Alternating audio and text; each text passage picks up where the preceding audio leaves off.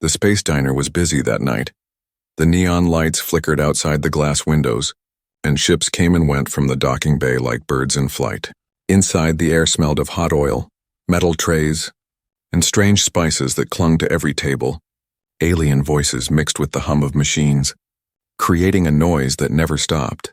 At the far end of the counter stood Lyra, a young alien waitress with silver blue skin and glowing lines on her arms. She worked quietly, her hands moving fast as she carried trays from table to table. Humans almost never came here. The diner was far from Earth territory, deep in a sector ruled by other species. Lyra had only seen a human twice in her life. Both times they looked tired, lonely, and strange compared to her kind tonight as she cleaned a glass.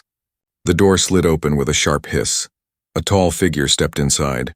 His boots tapped against the metal floor, his shoulders heavy under a worn jacket. The noise of the diner lowered for a second. Everyone looked and everyone saw. It was a human. Lyra froze for a moment, her chest tightened. Her people had many stories about humans. Some called them dangerous, some called them reckless, and some said they carried secrets even they themselves did not understand. She swallowed and forced herself to breathe. A customer was a customer. She walked forward, her voice calm. "Welcome, traveler. Do you want a seat?" The human nodded. His eyes looked tired, but they held a sharp light. He sat down at a corner booth. Far from the crowd, Lyra gave him a menu. Though she knew he might not read the alien script, he didn't even open it. Instead, he looked at her and said something strange. "Bring me water, but make it like this," he said. And with his hands, he made a motion, a twist of fingers, a rhythm of taps on the table. It was not random, it was too exact, too old, too forbidden. Lyra's blood ran cold, her hands trembled. That pattern, those taps, belonged only to her people. It was something children were taught in whispers, something tied to their oldest traditions. Outsiders were not supposed to know it, not even their closest allies. She stared at him, her throat dry. Where did you learn that?" she whispered. The human shrugged, as if it was nothing. "Picked it up somewhere. Maybe it stuck in my head," he said. His voice was calm, but his eyes carried weight. He was not joking. Lyra stepped back, her mind raced. She remembered the warnings of her elders. If anyone outside repeats it, they are either a liar, a thief, or something far worse. Yet the human had done it so casually, so easily, like it meant nothing. Her tray nearly slipped from her hands. She forced herself to stay professional. She gave a small bow. "I'll bring your order," she said quickly. But her legs felt weak. She turned and hurried toward the kitchen. Her fellow workers noticed her pale face. "What is it?" one asked. She shook her head. "Nothing. Just a strange customer." But her heart beat like a drum inside her chest. In the kitchen, she leaned against the wall. Her breath heavy. She had seen humans fight. She had heard they were strong. But this was different. This was not strength of muscle. This was knowledge no human should carry. She filled a glass with water, her hands shaking so much that drops spilled over the sides. When she returned to the table, the human was waiting. He gave her a tired smile. Almost kind, almost knowing. "Thank you," he said. He lifted the glass and took a sip, then set it down. For a moment, everything seemed normal, but then he tapped his fingers again on the table. The same rhythm, the same forbidden sound. The air around them seemed to shift. Nearby aliens paused, eyes turning, ears twitching. They recognized it too. A hush spread through the diner. Lyra's knees felt weak. She gripped the tray to keep from falling. She wanted to shout, to demand an answer, but the words caught in her throat. The human only looked at her, his face calm, as if he didn't notice the storm he had just created. And in that silence, in that strange request, Lyra realized something terrible. This was no ordinary traveler. Something about him carried danger or destiny or both. She could not yet decide which one. The diner stayed quiet after the human's strange tapping. The air felt heavy, as if everyone was waiting for something else to happen. Lyra stood frozen, the tray tight in her grip. Her chest rose and fell with sharp breaths. Her glowing lines dimmed on her arms, a clear sign of fear among her kind. She tried to calm herself, telling her heart it was nothing, that maybe he guessed it by accident, but deep inside she knew. No one guessed that rhythm by chance. The human leaned back in his seat. Sipping calmly, his eyes scanned the room, noticing the silence. "Did I do something wrong?" he asked softly. His voice held no mockery, no pride, just plain curiosity. That made it worse if he was pretending. She could hate him if he was lying, she could expose him.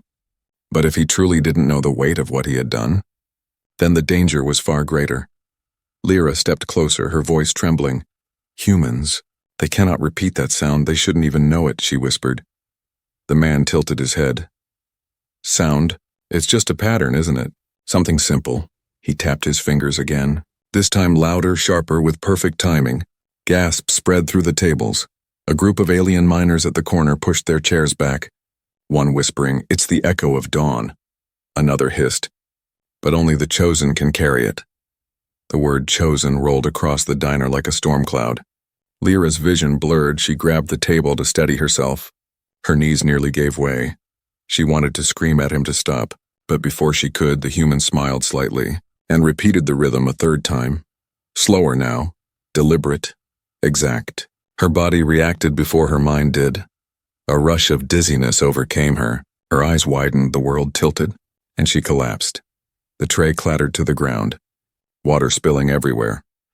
Her last sight before darkness was the calm face of the human, staring down at her with confusion, not cruelty. When she woke, she was lying on a bench. Her coworker Jaina hovered nearby. "Lyra, are you all right?" Jaina asked, worry glowing in her violet eyes. Lyra sat up quickly, her chest burning.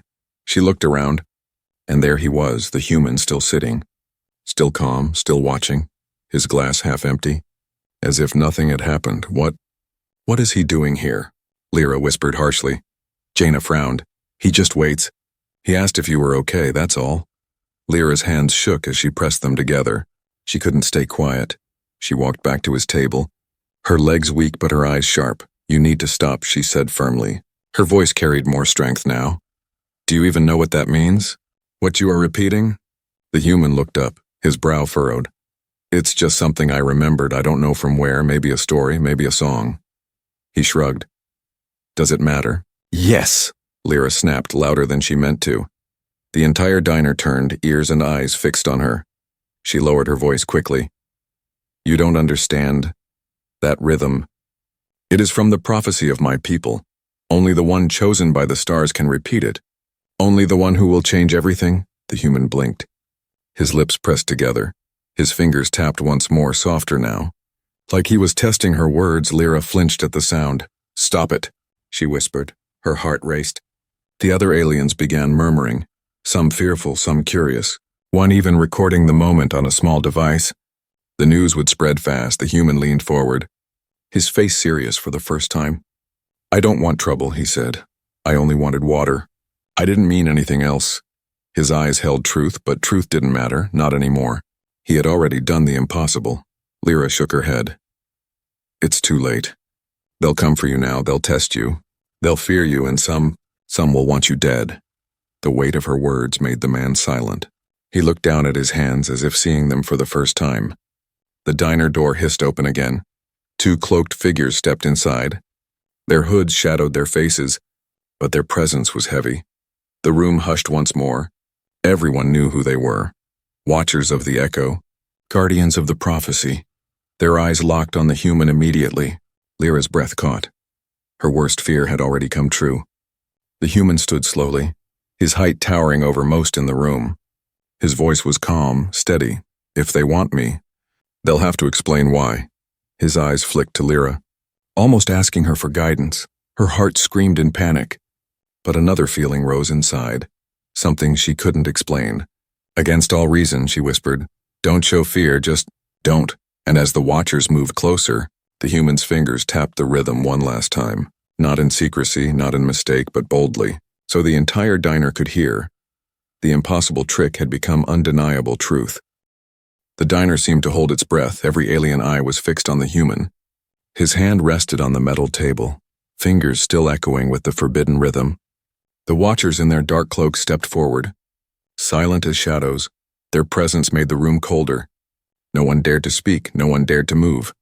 Lyra's heart pounded so hard she thought everyone could hear it. She wanted to shout, to pull him away, but her legs refused to move. She could only watch as destiny wrapped itself tighter around the human. He didn't look scared. His shoulders were straight, his face calm, but his calmness only made the fear in her people worse. The taller watcher spoke, his voice deep and heavy. Human, he said. Repeat it once more. Prove it is not a trick. Prove it is real. The entire diner leaned in. The silence was unbearable.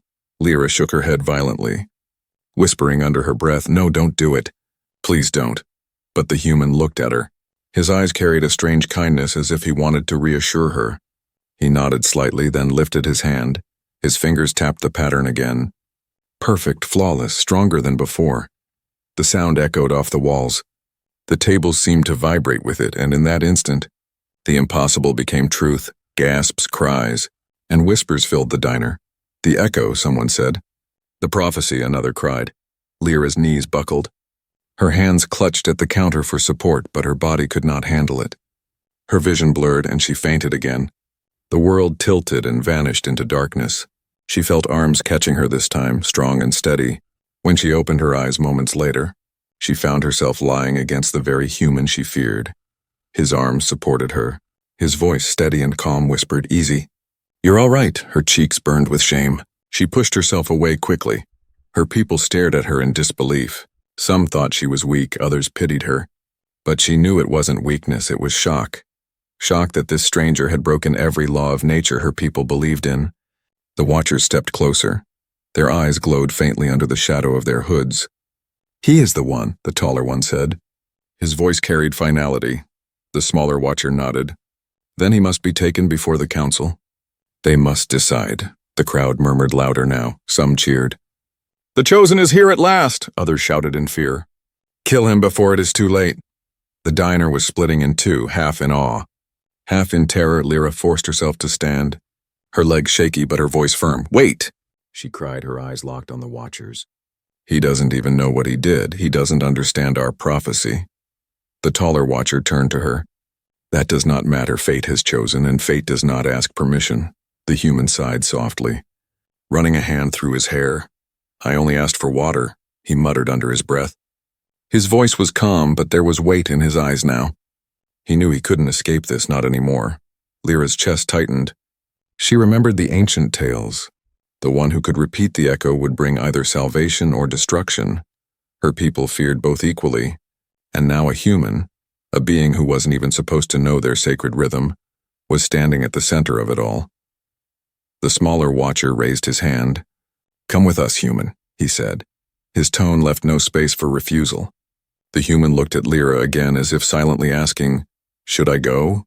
Her throat tightened. She didn't want him to go. But she couldn't explain why. Fear and curiosity battled inside her. If he left with the watchers, he might never come back. If he refused, the entire diner might turn into chaos before she could answer. A voice from the crowd shouted, "He is a fraud. Humans cannot be chosen." A group of alien miners stood, their fists clenched, their faces twisted in anger. "If the council won't stop him, we will." The diner erupted into chaos. Some aliens cheered, some screamed. Some tried to escape. Tables toppled, glasses shattered. The watchers raised their arms to silence the crowd, but the noise only grew louder. In the middle of the storm, the human remained seated. His calmness was strange, almost frightening. He tapped his fingers again on the table, louder this time. The rhythm cut through the noise like a blade. The chaos froze, the crowd fell silent again. Lyra gasped, her body trembled, her mind screamed at her to run. But her heart pulled her closer. This man, this human, had control over her people's fear with nothing but a rhythm. Something no warrior, no leader, no priest had ever managed so effortlessly. The watchers exchanged a look. For the first time, even they seemed unsettled. The taller watcher's voice was low but firm. "Then it is true, he must be taken, or all will be undone." His words carried weight, but his eyes betrayed unease. Lyra's hands clenched tightly. She realized something terrifying. The prophecy had begun, and she, whether she wanted or not, was standing right in the middle of it with him. And the fainting moment was only the beginning. The diner was no longer just a place of food and chatter. It had turned into a place of silence, fear, and heavy whispers. The air seemed to carry the weight of the prophecy itself. The human sat quietly, his calmness strange compared to the storm around him. Lyra stood only a few steps away, her heart still racing. The watchers moved closer, their cloaks dragging against the floor, their glowing eyes fixed on the human like hunters watching prey. "You will come with us," the taller one repeated, his voice sharp. "The council must see you." They must decide if the prophecy has truly awakened. The human looked at him. Then at Lyra. His expression was tired, almost annoyed. What prophecy? What are you talking about? I just tapped a rhythm. His voice was steady, but the unease in his tone was clear. Lyra swallowed hard. The crowd was listening. Every ear in the diner wanted her to speak. She closed her eyes for a second, remembering the old stories told by her grandmother, whispered around the fire when she was small. She opened her eyes slowly and said, "It is called the echo of dawn. It is not just a rhythm. It is a sign from our oldest history. It is written that only the chosen can repeat it perfectly, and the chosen will either save us or destroy us." The human blinked. He let out a quiet laugh, almost disbelieving. Save or destroy. That's a bit dramatic for finger tapping, isn't it? But no one else laughed. The silence around him was heavier than ever. The watchers nodded at Lyra's words. She speaks truth, the smaller one said. Our ancestors wrote of the one who would carry the echo, the one who would rise when our people faced their darkest days. His voice lowered. That time may be now. Murmurs swept through the diner. Some whispered in fear. If it is true, then war is coming. Others whispered with hope. Maybe he will bring peace. The division in the room grew sharper with every passing second. Lyra stepped closer to the human, her voice soft but urgent. Do you understand now? This is not just about you, this is about all of us. Her glowing lines pulsed faintly, showing her nerves. The human sighed. He leaned back in his chair, looking tired but thoughtful. I don't know your prophecy. I don't know your ancestors. I don't even know how I know this rhythm. It was in my head. He tapped lightly again, softer this time, almost unconsciously. The sound made Lyra flinch. The taller watcher's eyes narrowed. Then it is written into you, human, you cannot escape it. His words felt final. But Lyra was not satisfied. She shook her head. Wait. Prophecies are not always what they seem. They can be warnings or they can be misread. We must know why he knows it. We must understand the meaning before rushing to judge. Her courage surprised even herself. The crowd shifted, some agreeing, some shaking their heads. The watchers looked displeased. But they did not silence her. The human studied her face for a long moment, then spoke quietly. Tell me everything. What does your prophecy actually say? Lyra's throat tightened. She looked around. Her people were staring, some with anger, some with fear. Her voice trembled, but she forced the words out. It says, when the echo is heard from the lips of the outsider, the dawn of change will come. Kingdoms will fall and the lost will rise. That is why they fear you. That is why they want the council to decide your fate. The words spread like fire through the diner. Kingdoms will fall, a miner repeated. He will bring ruin, another hissed. Others muttered. The lost will rise. Maybe hope, maybe freedom. The meaning split in every direction. The human rubbed his forehead.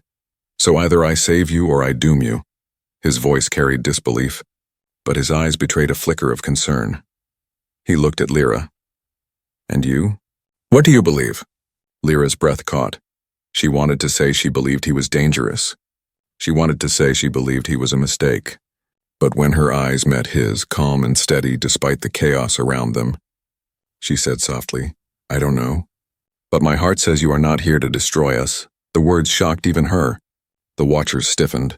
The crowd erupted again. Some shouting, some cheering. The human gave her a small, almost grateful smile.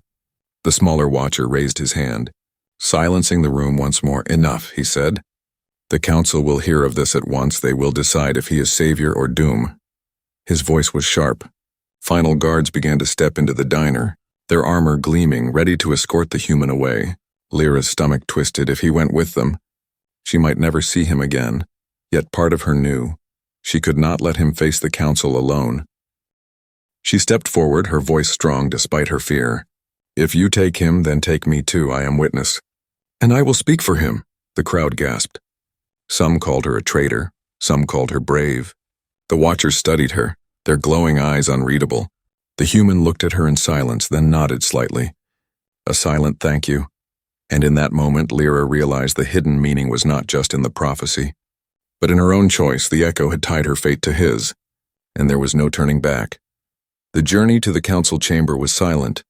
The human walked between two armored guards, Lyra just behind him. The streets outside were filled with whispers. Aliens pointed, some with awe, some with hate. The sound of the echo had already spread across the city, faster than fire through dry grass. Everyone knew the prophecy had awakened, and everyone had an opinion on what it meant. The council chamber was a massive dome of crystal and stone. Light from alien suns shone through the ceiling, casting shifting colors across the floor. At the center stood a circular platform, where those accused or chosen stood before the galaxy's most powerful voices. Around it, 13 tall seats rose high, each one filled with a council elder, their eyes sharp, their expressions unreadable. The guard stopped the human at the center. Lyra stood at his side, her knees shaking but her face calm. She could feel the eyes of the entire chamber pressing down on them. The elders whispered to one another, then the eldest spoke. His voice cracked with age, yet carried the weight of command. Human, they say you carried the echo of dawn. They say you repeated what none outside our kind should ever know. Show us now and let truth decide. The human glanced at Lyra. She gave a tiny nod. Though her throat was dry, he raised his hand. His fingers tapped the rhythm once more, steady, perfect. The sound bounced against the crystal walls, echoing far beyond what should have been possible. It filled every corner of the chamber like a living force. Gasps erupted. Even the elders, who prided themselves on control, shifted in their seats. Their glowing eyes widened. The eldest elder's hand trembled against his staff. "It is true," he whispered. "The echo lives again." Murmurs spread like a storm, some elders argued. "He must be destroyed before ruin comes," others cried. "He is the one foretold." "We cannot ignore fate." The chamber trembled with their clashing voices. Lyra stepped forward, her voice trembling but strong. "Honored council, he did not come seeking this.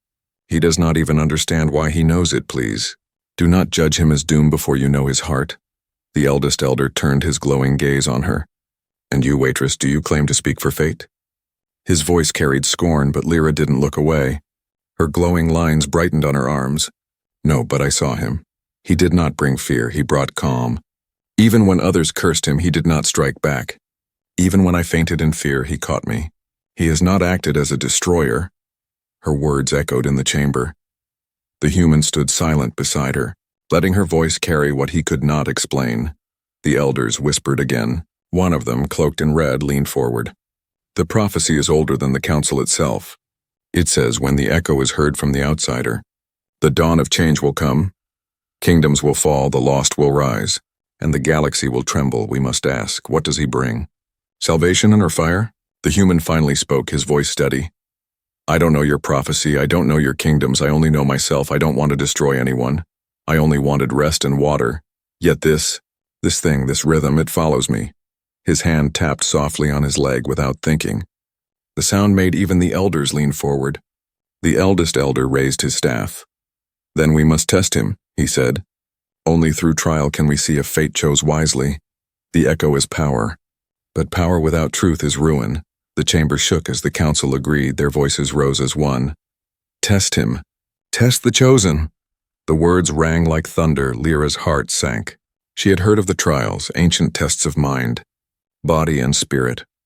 Few survived them. They were designed to reveal truth, to strip away lies. If the human failed, he would not only die, but the prophecy itself might be declared false. Guards approached, ready to lead the human away. Lyra grabbed his arm, her eyes wide with fear. "You don't have to do this," she whispered, her voice cracked. "You could run. You could escape before it's too late." The human looked at her, his eyes calm, steady, carrying a strange fire. "If I run, they'll hunt me. If I face it, maybe I'll learn why I know this. Maybe I'll find the truth." He gave her a faint smile. "Besides, you'll be there, right?" Her breath caught. She wanted to deny it, but she couldn't. She nodded slowly. "Yes, I'll be there." The elders struck their staffs on the crystal floor. "Then it is decided," the eldest elder declared. "The trials begin at dawn. If he survives, he will be named chosen. If he fails, his death will seal the prophecy." The chamber erupted with voices. Some cheered, some cursed, some wept. The human stood firm, his shadow long under the alien lights. Lyra realized with a chill in her chest that tomorrow would decide everything. Not just for him, not just for her, but for the entire galaxy. And as the guards led him away, the prophecy finally felt alive. The night before the trials, the city did not sleep. Rumors traveled faster than light, in every tavern and every market stall. Aliens whispered of the human who carried the echo of dawn. Some prayed he would bring salvation, Others sharpened blades and muttered that he must not survive. The air itself felt heavy, filled with fear and hope in equal measure.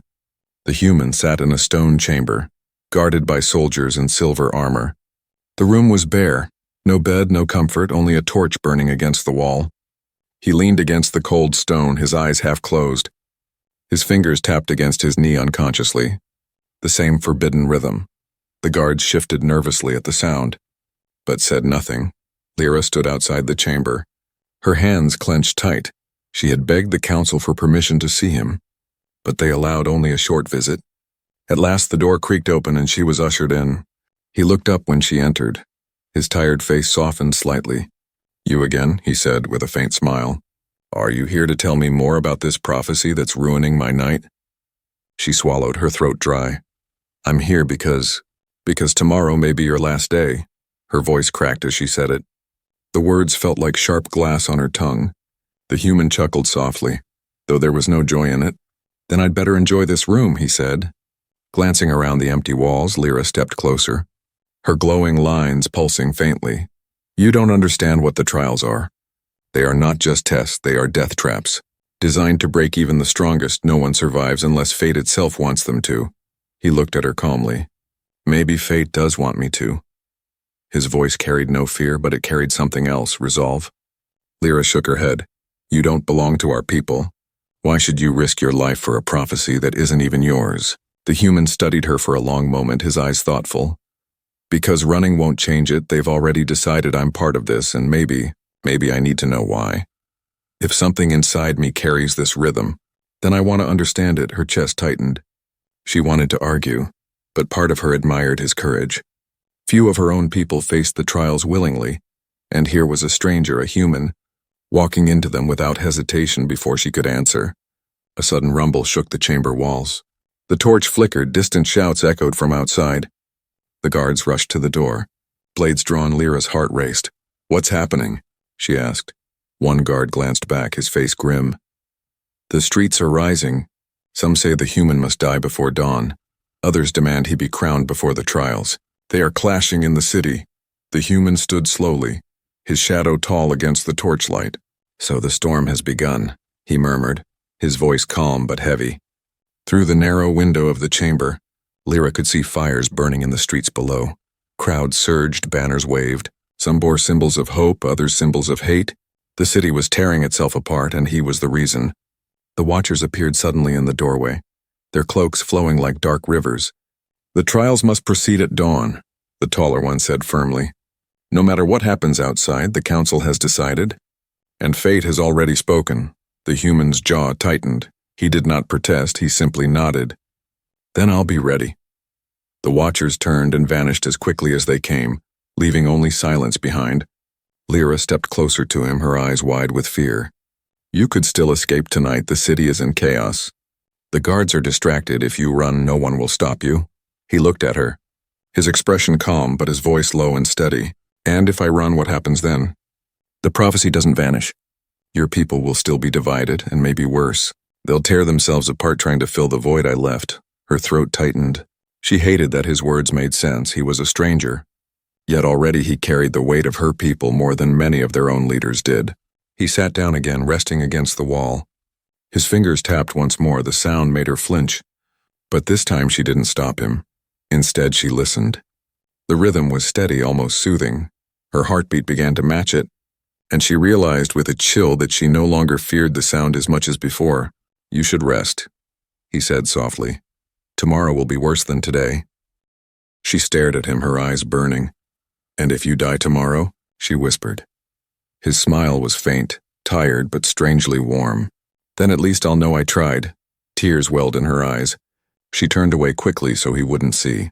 The guard signaled that her time was over. She walked to the door, but before leaving, she looked back once more. The human sat in the shadows, steady, unshaken, as if the storm outside could never touch him. Outside, the city roared with fire and fury. The council prepared the trials. The watchers sharpened their judgment, and the prophecy pressed down on them all. The storm was gathering, and at dawn it would break. Dawn broke over the alien city with blood-red light. The sky itself looked torn between fire and shadow. Below, the streets were still alive with noise. Crowds gathered outside the council arena, some chanting for the human to be crowned, others screaming for his death. Soldiers formed barriers, but even they trembled. No one had seen the city this divided in centuries. Inside the great arena, the trials had begun. The human stood alone in the center, the eyes of thousands upon him. The council sat high above, cloaked in authority, and the watchers flanked the platform like grim statues. Lyra stood near the edge, her hands shaking. She had begged to be allowed as a witness, and the council had permitted it, but she feared her heart would not survive what was coming. The first trial tested strength. Great stone pillars rose from the ground, shifting and grinding like living beasts. The human was commanded to cross them. Most would fall to their death in the gaps. But he moved with surprising steadiness. His body strained, his hands scraped. Yet he did not stop. He leaped, stumbled, and pulled himself forward until he reached the other side. The crowd gasped, some cheering, others cursing. The second trial tested mind. A great sphere of light lowered before him. Inside it swirled illusions, his deepest fears, his darkest temptations. Many who faced it lost their minds forever. Lyra's breath caught as she saw him fall to his knees. His hands clutched his head, his eyes squeezed shut. Then slowly he raised his face, calm once more. He whispered something no one else could hear, and the sphere shattered into nothing. The crowd erupted again, divided as before. The final trial was the one all feared most, the trial of the echo. The council elder raised his staff. Repeat it once more. Human, he commanded. But this time know that your choice will bind the galaxy. If you speak, you claim your fate. If you refuse, you reject it. The arena fell silent. Only the beating of hearts could be heard. Lyra felt her chest tighten. Her people's prophecy rang in her ears. When the echo is heard from the outsider, kingdoms will fall, the lost will rise. If he repeated it now, the council could no longer deny him. But what would that mean for their world? Salvation or ruin? The human stood still. His eyes scanned the arena, the council, the thousands watching. Then his gaze fell on Lyra. She saw no fear in him, only calm. And in that moment she realized he was waiting, not for the council, not for the watchers, but for her. Her lips parted, trembling. She wanted to scream for him not to do it, to save himself, but her heart betrayed her. She whispered, "Don't be afraid, do what you came here to do." His eyes softened, and then with slow, steady fingers he tapped the echo. The rhythm rang out, clear, flawless, undeniable. It filled the arena, bouncing against the walls, carrying into the streets outside. It was no longer a secret sound in a diner. It was a thunderclap across a civilization. The crowd roared, half in awe, half in rage. Some fell to their knees, some raised fists in fury. The soldiers could barely hold the line. The council elders leaned forward, their glowing eyes wide with fear. "It is true," the eldest whispered. "The outsider is the chosen." But then came the moment no one expected. The human stopped tapping, his voice calm but strong, carried through the arena. "If I am your chosen, then I choose." He paused, his words heavy as iron. "I choose not to destroy, I choose not to rule. I choose to stand with those who fear me and those who believe in me. I will not let your prophecy make me a weapon." The silence that followed was like a blade cutting through the storm. The council elders trembled. The watchers lowered their heads.